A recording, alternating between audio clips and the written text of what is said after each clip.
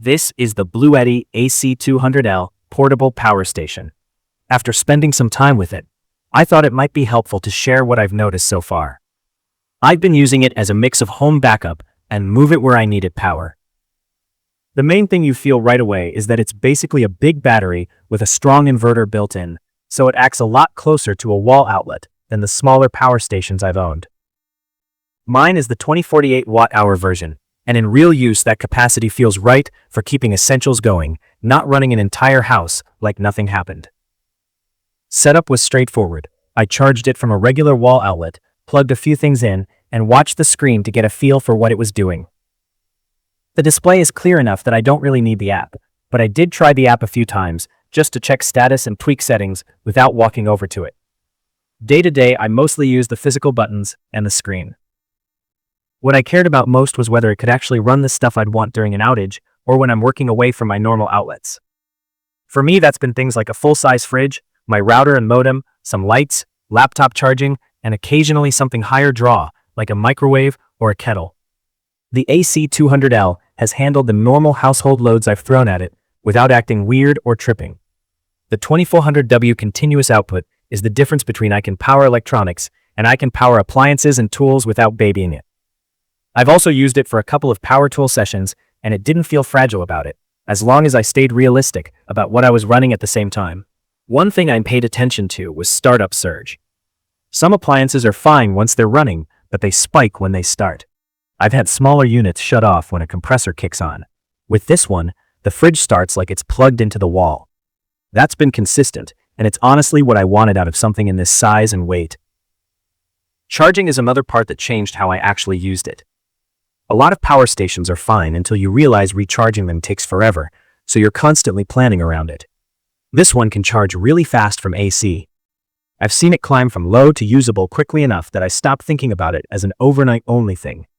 I'm not timing it with a stopwatch, but the general experience is, if I remember to plug it in for a bit, I get a meaningful amount of battery back without waiting all day.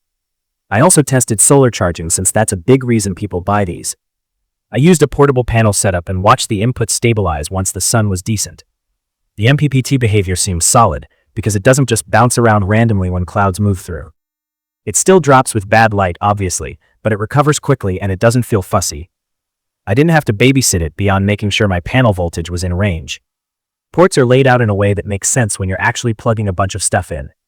I've used the AC outlets, the USB-C ports for laptop charging, and the car-style 12-volt outlet. The regulated DC output matters more than people think, because some gear really doesn't like voltage sag. Everything I've plugged into the DC side has stayed stable. The RV-style 30A output is there too, and even if you're not an RV person, it's nice that it's built in instead of needing adapters and workarounds. Over time, a couple practical things stood out. It's heavy. Not, I can't lift it heavy, but I don't want to carry this across a campsite heavy. If you're picturing long walks from a parking lot to a tent, you'll feel it. I treat it as something I move from the garage to the car, from the car to a spot, and then it stays there. Fan noise is also real. At lower loads, it's pretty quiet and I don't think about it. When you start pulling serious wattage or charging hard, the fans make themselves known. It's not a deal breaker for me, but if you're trying to keep a totally silent room while running a big load, you'll notice it. Another thing I had to learn is that power stations like this still use some power, even when you're just leaving the AC inverter on. So if you're running tiny loads overnight, it can be less efficient than you'd expect on paper. It's not broken, it's just how these bigger inverter systems behave. I now turn off AC when I don't need it and rely on DC, USB when I can. Compared to other units I've used in the rough 2 kWh range, this one feels less like a gadget and more like a small power system. The fast AC charging and the higher continuous output are the two things I notice the most in real life. Some other models can feel limiting where you're always checking wattage and waiting forever to recharge. This one gives you more breathing room. If you're worried about whether it's too much or not enough, this is how I'd frame it. If you want something light and you only charge phones, cameras, and a laptop, this is probably more weight than you need. If you want to keep a fridge cold, keep internet up, charge devices, run some lights, and occasionally use kitchen stuff or tools without walking on eggshells, this size starts to make sense. The expandability is also a factor if you're planning ahead.